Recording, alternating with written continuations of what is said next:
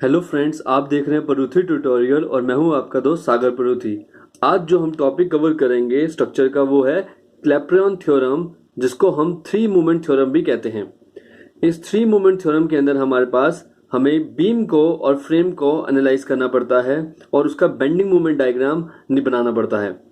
तो यहाँ पर हमारे पास इन गिवन क्वेश्चन हमारे पास टू स्पैन कंटिन्यूस बीम है। पहला स्पैन ए से बी, दूसरा स्पैन बी से सी। उस टू स्पैन कंटिन्यूस बीम के अंदर हमारे पास जो लेंथ दी हुई है स्पैन की, वो पहले वाले की 4 मीटर, दूसरे वाले की 6 मीटर गिवन है। इसके ऊपर यूनिफॉर्मली डिस्ट्रीब्यूटेड लोड पड़ रहा है ए बी के ऊपर 20 किलो न्यूटन पर मीटर का, और बीसी के ऊपर पॉइंट लोड पड़ रहा है 30 किलो न्यूटन का 2 metre from the right support. तो हम इसको स्टेप्स में करेंगे। सबसे पहला स्टेप हमारे पास जो रहेगा, step number 1, that is draw free bending movement diagram. मतलब ए बी को सिंपली सपोर्टेड लीजिए और free bending movement due to UDL निकालें, और फिर बीसी को सिंपली सपोर्टेड की तरह लेना है, और इस 30 किलो न्यूटन को लेते हुए हमें पॉइंट लोड जब सेंटर पे नहीं है, क्योंकि ये बी से इस पॉइंट तक की लेंथ अनइक्वल है, दैट इज 4 मीटर, और यहां से यहां तक की लेंथ है 2 मीटर। तो सबसे पहले हम निकालेंगे बेंडिंग मूवमेंट ए बी का। ए बी के अंदर बेंडिंग मूवमेंट का फॉर्मूला WL²/8। तो वैल्यू डालेंगे WL²/8 की। W हमारे पास है 20 किलो न्यूटन मीटर का, तो 20 इंटू लेंथ हमारे पास जो है दैट इज 4 का स्क्वायर अपॉन 8। WL²/8 वैल्यू डाली तो it comes out as 40 kilo newton metre. तो हमारा bending movement I 40 kilo newton metre. उसके बाद हम निकालेंगे BC के अंदर बेंडिंग मूवमेंट। इन BC हमारे पास जब लोड सेंटर पे नहीं होता तो फ्री बेंडिंग मूवमेंट का हमारे पास जब डायग्राम बनाने के लिए फॉर्मूला होता है वो होता है WAB/L। W is 30 in BC, W is 30 and the value of length A is यहां से यहां तक का डिस्टेंस which is 4, और पीछे वाला B2 अपॉन ओवरऑल लेंथ कितनी है 6। तो हम इसको सॉल्व करेंगे, फिर हमारे पास आंसर आ जाएगा इसका भी 40 किलो न्यूटन मीटर। अब जो हमारे पास यूनिफॉर्मली डिस्ट्रीब्यूटेड लोड पड़ता है उसके अंदर हमारे पास जो फॉर्मूला रहता है बेंडिंग मूवमेंट डायग्राम का वो हमने यहाँ पे लगा दिया। अब हमारे पास उसको ड्रॉ करना है। ड्रॉ करने के लिए यूडीएल हमेशा क्या बनता है, यूडीएल में पैराबोला कर्व, और पॉइंट लोड में बनता है ट्रायंगल। तो हम डायग्राम बनाएंगे। ए से बी हमारे पास बना parabola curve due to uniformly distributed load, और बी से सी हमारे पास बना that is triangle due to point load. तो जो हमारे पास यहाँ पे मैक्सिमम सेंटर पे जो वैल्यू आई है इस पैराबोला का, मैक्सिमम हाइट जो निकली है वो हमने कितनी निकाली 40 किलो न्यूटन मीटर। तो this value will be 40 kilo newton metre, this maximum height. और हमारे पास इस पे जो हमने वैल्यू निकाली that is also 40 kilo newton metre. अब ए भी हमारे पास कितना स्पैन लेंथ था, ए भी हमारे पास था 4 मीटर का स्पैन लेंथ, और BC हमारे पास कितना है 6 मीटर का स्पैन लेंथ। BC 6 मीटर और AB 4 मीटर। अब हमारे पास ये बेंडिंग मूवमेंट डायग्राम हमारा बन चुका है इनिशियल स्टेज पे, फ्री बेंडिंग मूवमेंट डायग्राम जिसको हम बोलते हैं फ्री बेंडिंग मूवमेंट डायग्राम। अब इस फ्री बेंडिंग मूवमेंट डायग्राम से हम निकालेंगे एरिया AB का। AB का एरिया फॉर्मूला हमारे पास होता है 2/3 base into height. For a parabola 2/3 base into height, तो इसमें वैल्यू डाल देंगे 2/3 अपॉन बेस की वैल्यू हमारे पास कितनी है 4 है, इंटू हाइट की वैल्यू कितनी है हमारे पास यहाँ पे दैट इज 40। तो सॉल्व करने के बाद हमारे पास जो यहाँ पे वैल्यू आएगी एरिया की that will be comes out as 106.67। यहाँ पे वैल्यू आ जाएगी। अब इस ट्रायंगल के एरिया की बात करें, इस ट्रायंगल के एरिया की, तो half into base into height. तो यहाँ पर वैल्यू निकालेंगे हाफ इंटू बेस कितना है 6, हाइट कितनी है that is 4, height is your 4, ये maximum ordinate 40, height is your 40। Solve करेंगे इसको तो हमारे पास ये वैल्यू आ जाएगी 120। अब पैराबोला में जब मैक्सिमम ऑर्डिनेट सेंटर पे होता है तो इसका CGB कहाँ पे लाई करता है, इसके सेंटर पे। तो 4 का हाफ करेंगे, चाहे लेफ्ट हैंड साइड से लूं चाहे राइट हैंड साइड से लूं। अगर मैं लेफ्ट हैंड साइड से लेता हूं 4 का आधा, तो 4 का मैं करूँगा यहाँ पे हाफ, तो कितना आ जाएगा यहाँ पे 2 मीटर। और यही राइट हैंड साइड से लूँगा तब भी हमारे पास 4 का ही क्या करना पड़ेगा, half, which is equal to 2 metre. But in case of triangle हमारे पास अगर ये सेंटर पे ना ही है, ये मेरा मैक्सिमम ऑर्डिनेट 40 सेंटर पे नहीं है, वो कितने डिस्टेंस पे यहाँ से यहाँ तक, वो हमारे पास है दैट इज 4 मीटर। अगर आप देखें बीसी को तो यहाँ से यहाँ बिल्कुल इसी लोड के बिल्कुल नीचे ऑर्डिनेट है, तो यहाँ से यहाँ तक का डिस्टेंस 4 मीटर और यहाँ से यहाँ तक का डिस्टेंस 2 मीटर। ए हमारा 4 रहेगा अगर मैं लेफ्ट हैंड साइड से लूंगा, अगर मैं लेफ्ट हैंड साइड से लूंगा तो ए की वैल्यू हमारे पास यहाँ पे रहेगी 4 प्लस एल की वैल्यू हमारे पास ओवरऑल लेंथ दैट इज 6/3 मतलब 10/3। जब मैं इसको सॉल्व करूंगा तो हमारे पास वैल्यू आ जाएगी 3.33 अप्रॉक्स। फिर b प्लस एल, b मतलब यहाँ से यहाँ तक का डिस्टेंस, मतलब हमारे पास अगर मैं इसको बनाऊं इस ट्रायंगल में तो यहाँ से मेरा जो b से डिस्टेंस स्टार्ट है ये a रहेगा मेरा, कहाँ तक, इसके यहाँ तक a रहेगा हमारे पास। वो हमारे पास कितना है, a की वैल्यू 4 मीटर और b की वैल्यू यहाँ से रहेगी वो है दैट इज 2 मीटर। तो हमारे पास a यहाँ से लेके यहाँ तक और b यहाँ से लेके यहाँ तक और पूरी लेंथ 6 मीटर की। तो हमारे पास यहाँ पे अब राइट हैंड साइड वाला एक्सआर निकालूंगा b प्लस एल बाई 3 से, तो b की वैल्यू डालूंगा, इसमें कितनी है, b की वैल्यू कितनी है अभी हमने बताया 2 मीटर, तो b की वैल्यू 2 प्लस 6/3। तो हम इसको सॉल्व करेंगे, 8/3 आता है which is equal to 2.66 approximate. यहाँ पे मेरा स्टेप नंबर 2 खत्म हो जाएगा। उसके बाद मैं लगाऊंगा step number 3। In the step number 3 हमें लगानी है 3 मोमेंट थ्योरम। 3 मोमेंट थ्योरम हमारे पास जनरली ये इक्वेशन होती है जो कि किसके लिए होती है हमारे पास, that is for 3 supports. 3 support, पहले सपोर्ट पे जो मूवमेंट है वो m1 और दूसरे सपोर्ट पे जो मूवमेंट है m2, फिर तीसरे सपोर्ट पे जो मूवमेंट है वो m3।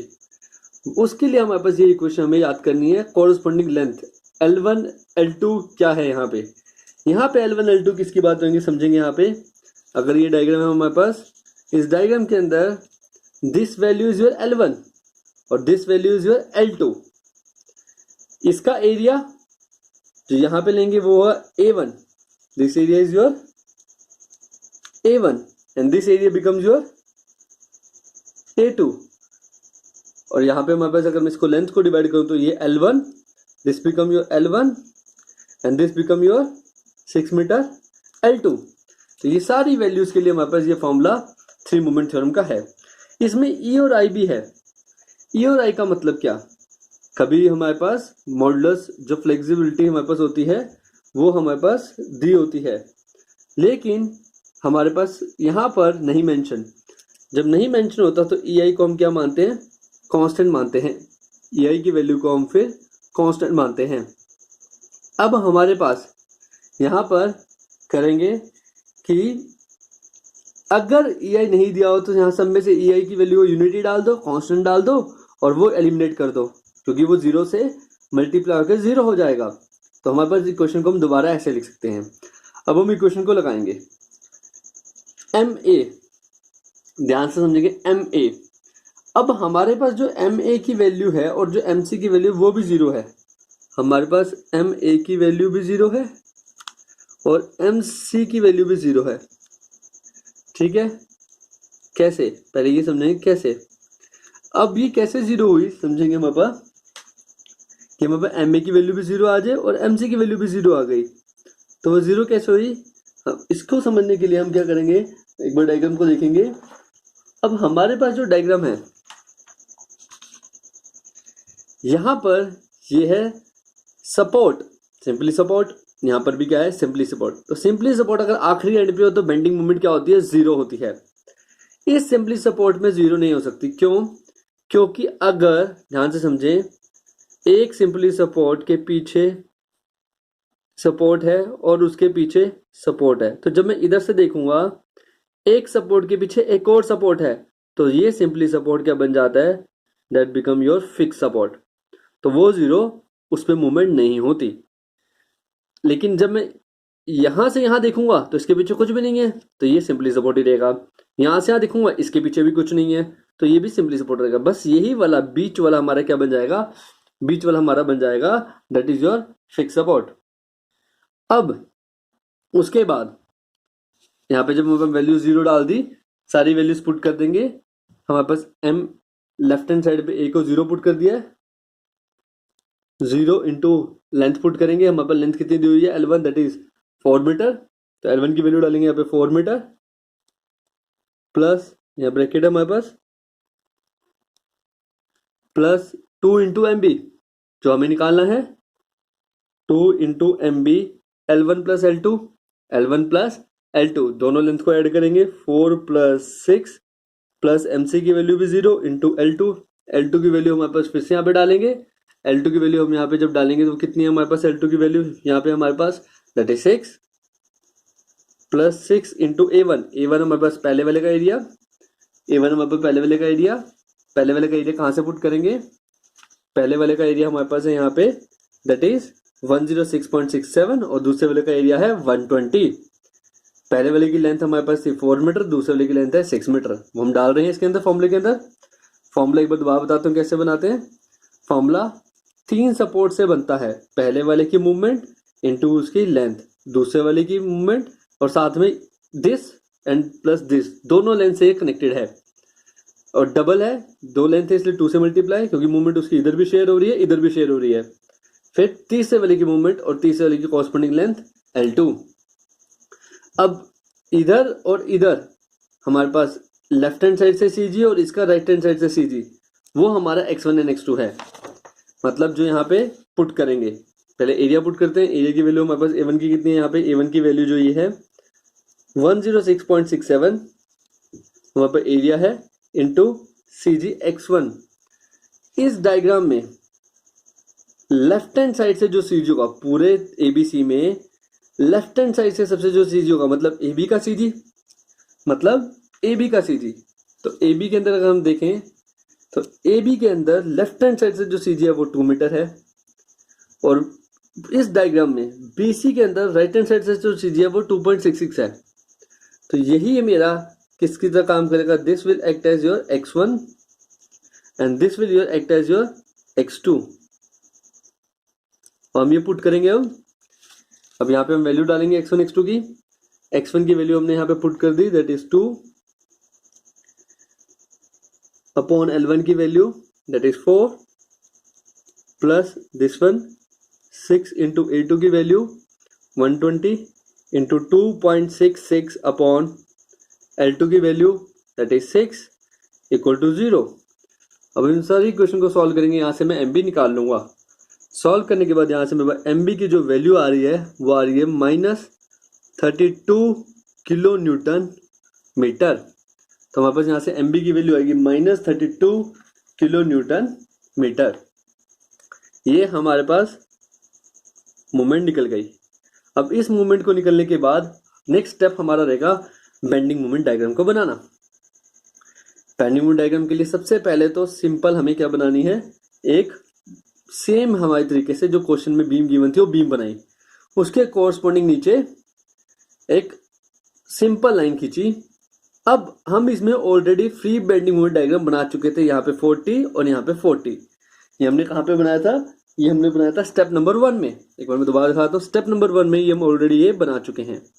इसी को पहले दोबारा बनाना है, इसी को हमने दोबारा से पहले बनाया, फिर उसी के अंदर जो हमने दोबारा से बनाया उसी के अंदर हमने बी पे मूवमेंट निकाली 32, उसको उठाएंगे 32, इधर भी 0 है तो 0 से मीट करेंगे, सी पे भी मूवमेंट 0 है तो 0 से मीट करेंगे, क्योंकि आखिरी सपोर्ट पे जो मूवमेंट होगी वो क्या होगी, हमेशा 0 होगी। अब ध्यान से समझेंगे, इस लाइन से ऊपर जो डायग्राम होगा वो होगा पॉजिटिव रीजन, इस लाइन से नीचे वाला नेगेटिव रीजन और इस लाइन से ऊपर वाला पॉजिटिव रीजन। ऐसे हमारे पास रीजन निकल जाएगा। बाकी जो हमारे पास कॉमन आया ये वाला हमारे पास रीजन जो हमने साइन लगाया वहां पे हम उसको हल्का हल्का शेड कर देंगे, that is your resultant bending movements, जो कि हम शो कर रहे हैं किसमें, बेंडिंग मूवमेंट डायग्राम के अंदर। बाकी जो नीचे वाला एरिया है जो ब्लैंक छोड़ा वो नलिफाई एरिया है। तो ऐसे हम किसी भी क्वेश्चन का बेंडिंग मूवमेंट डायग्राम बना सकते हैं। इन दिस क्वेश्चन हमें फिर से 3 मूवमेंट थ्योरम को लेते हुए हमें क्या करना है, हमें एक बीम दी हुई है, कंटिन्यूस बीम, उसको हमें एनालाइज करना है। इन दिस कंटिन्यूस बीम हमारे पास ए बी, बी सी और सी डी ये 3 स्पैन लेंथ है। ए बी के बीच का डिस्टेंस 6 मीटर है, बी सी के बीच का डिस्टेंस 5 मीटर है और सी डी के बीच का डिस्टेंस भी 5 मीटर है। यूनिफॉर्मली डिस्ट्रीब्यूटेड लोड पड़ रहा है 20 किलो न्यूटन पर मीटर का बी सी के ऊपर। ए बी के ऊपर पॉइंट लोड है 2 मीटर के डिस्टेंस पे 80 किलो न्यूटन का। सी डी के ऊपर 2 मीटर लेफ्ट हैंड साइड पे और 3 मीटर राइट हैंड साइड पे हमारे पास सी डी के अंदर छोड़ के 60 किलो न्यूटन का पॉइंट लोड है। तो सेम स्टेप्स करेंगे इसमें भी हम। सबसे पहला हमारा काम क्या रहेगा, सबसे पहला काम रहेगा draw the free bending movement diagram. उसके लिए हमारे पास ए बी पे पॉइंट लोड है तो फॉर्मूला वही W A B by L. अब इसके अंदर वैल्यूज डाल देंगे। डब्ल्यू की वैल्यू हमारे पास कितनी गिवन है, 80 गिवन है। 80 इंटू ए की वैल्यू 2, बी की वैल्यू 4 अपॉन लेंथ की वैल्यू 6 मीटर। तो यहाँ पे वैल्यू डालने के बाद हमारे पास जो आंसर आ जाएगा that will be comes out at 106.67 kilo newton metre. After that BC की बात करेंगे। बीसी में यूडीएल है, यूडीएल में फॉर्मूला होता है W L square by 8। W L square by 8 को डालेंगे 20 इंटू एल 5 है, 5 का स्क्वायर अपॉन 8। इसको सॉल्व करेंगे तो हमारे पास आंसर आएगा 62.5 किलो न्यूटन मीटर। फिर हमारे पास है C D span length. C D के ऊपर लोड है पर वो भी फिर से सेंटर पे नहीं है, तो same formula W A B by L. W is 60 into A, यहां से यहां तक की डिस्टेंस जो कि 2 मीटर है, क्योंकि ये 3 है तो बचा कितना 2 मीटर 5 में से। 2 into B 3 upon L is 5। इसको डालने के बाद हमारे पास यहाँ पे जो आंसर आ रहा है that will be comes out है, जिसको हम कैलकुलेटर से सॉल्व कर लेंगे और हमारे पास आंसर निकाल लेंगे, जो कि आंसर हमारे पास आ जाएगा लास्ट में 72 किलो न्यूटन मीटर। तो हमारे पास पहले वाले का डब्ल्यू 80 पुट करा, उसकी कॉरस्पॉन्डिंग लेंथ। दूसरे वाले का यूडीएल में फॉर्मूला होता है W L square by 8 put करा, उसकी कॉरस्पॉन्डिंग लेंथ। फिर 60 उसकी कॉरस्पॉन्डिंग 2 मीटर ये, 3 मीटर ये, टोटल 5।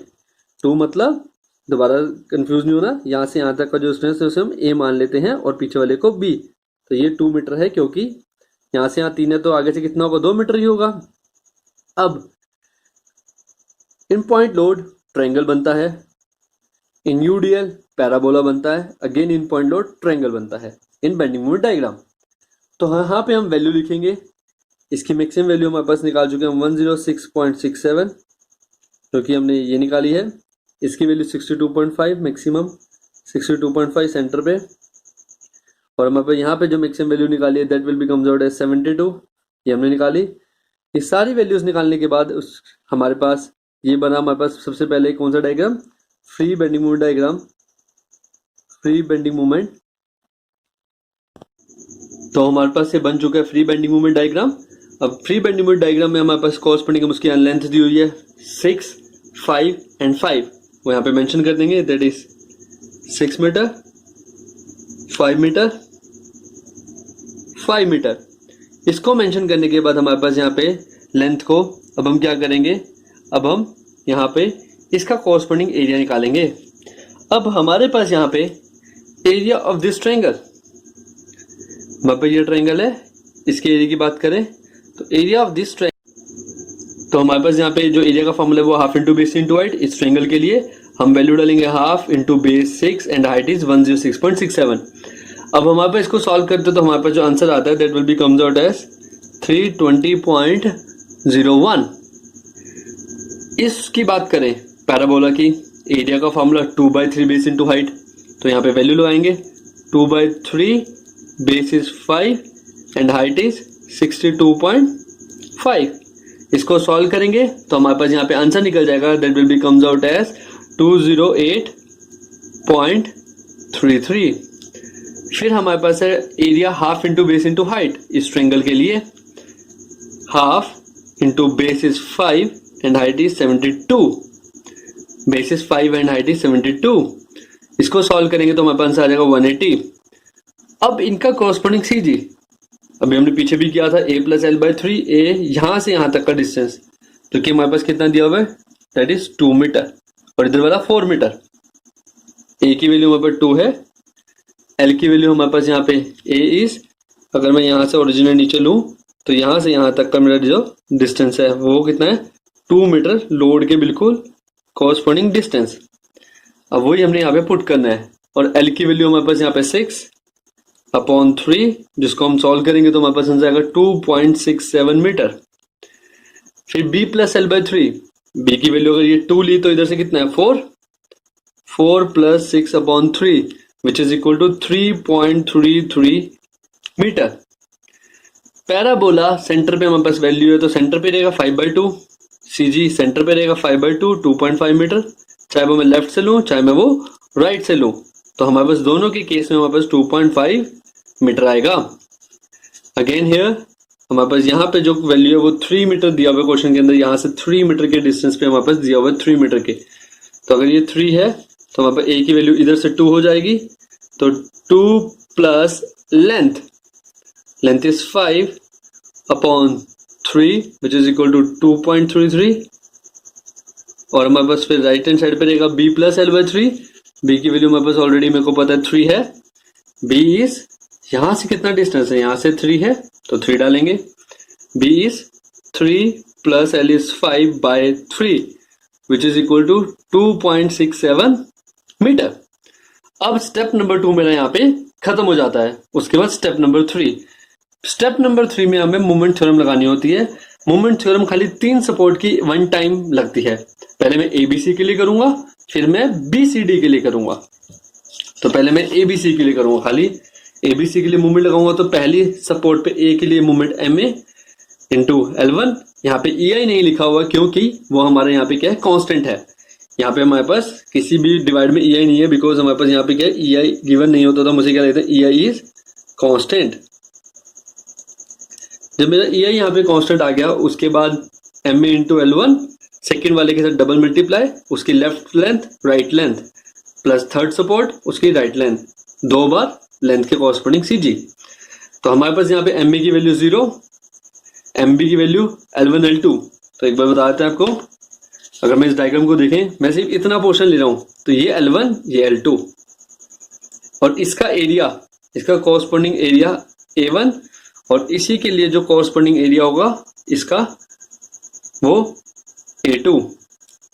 ये L1 ये A2 ये एरिया 1 यहां से निकाला, ये एरिया 2।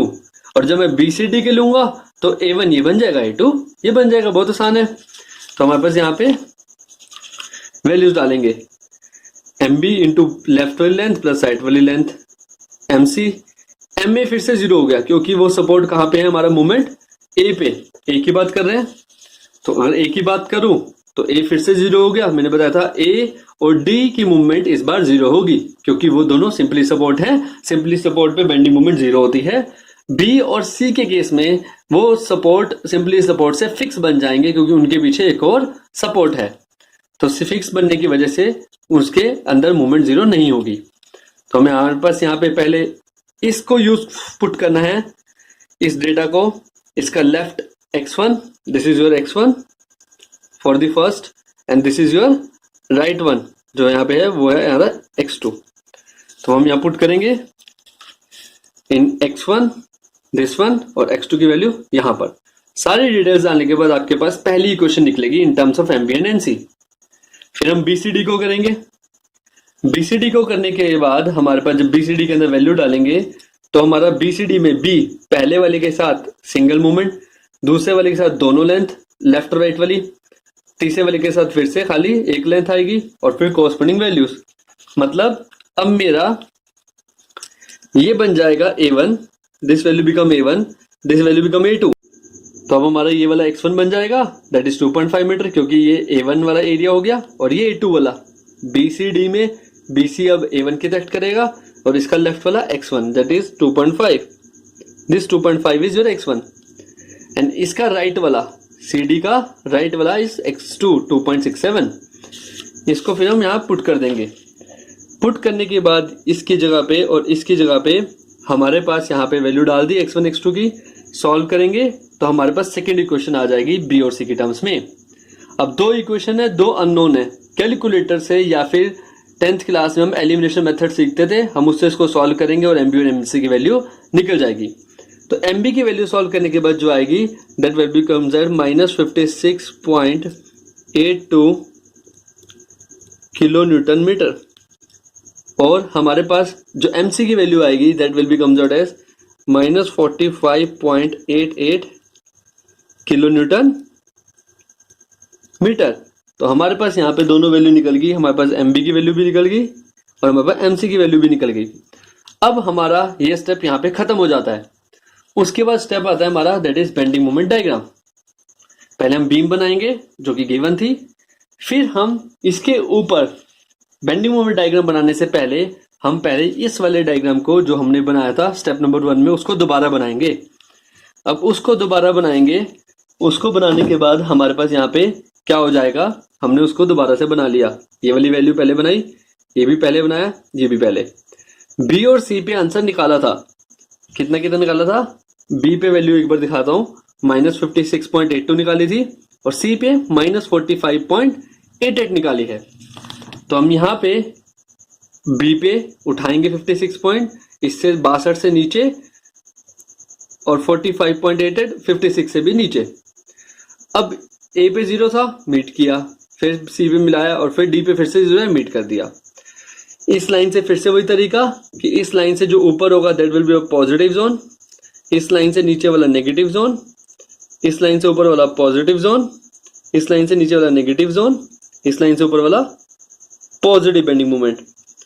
और फिर हमारे पास बिल्कुल धीरे से हमारे पास शेड कर देंगे, नलीफाई एरिया को छोड़ देंगे, जहां पे प्लस माइनस लिखा है उसी को हम बिल्कुल लाइटली शेड कर देंगे यहाँ पे। और शेड करने के बाद हमारे पास यहाँ पे निकल जाएगा मेरे पास शेडेड रीजन, जहां पे मेरे पास बेंडिंग मोमेंट पॉजिटिव या नेगेटिव कुछ है। तो हमारे पास ये डायग्राम बन गया बेंडिंग मोमेंट डायग्राम। तो ऐसे किसी भी क्वेश्चन का हम बेंडिंग मोमेंट डायग्राम बना सकते हैं। होप आपको वीडियो अच्छा लगे तो आप इसे लाइक एंड सब्सक्राइब जरूर करें। Thank you for watching, thank you so much.